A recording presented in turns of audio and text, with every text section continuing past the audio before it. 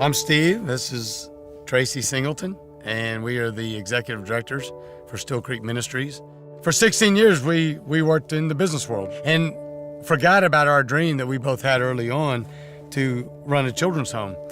Well, during that time, I was reading through the Bible, and I got to Luke chapter 4, and when I got to where Jesus took the scroll and he stood up and he read from the scroll. I've come to proclaim the good news, to release the prisoner, to give sight to the blind, and to release the oppressed.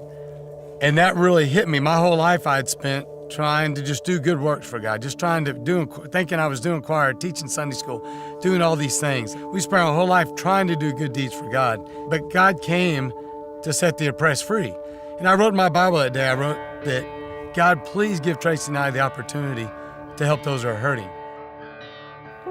Shortly thereafter, I was down at church on a Wednesday night service down in Calvary Chapel, Bob Coy's church, and they gave a presentation about human trafficking.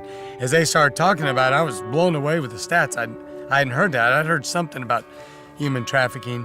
But when I got to that part, all of a sudden, like a burning bush experience.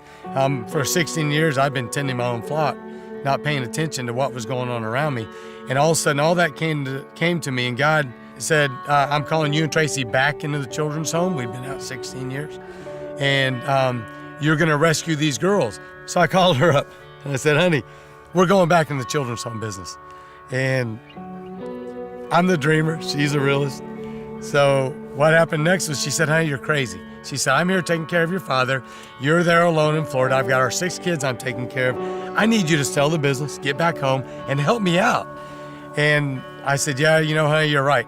And I said, what you are talking about would take 30 years to build. Little did we know that 30 years prior to that date, Still Creek was put into motion. We had a friend that told us about Still Creek Ranch, and we came and interviewed with Margaret and Danny O'Quinn, who founded it 25 years ago.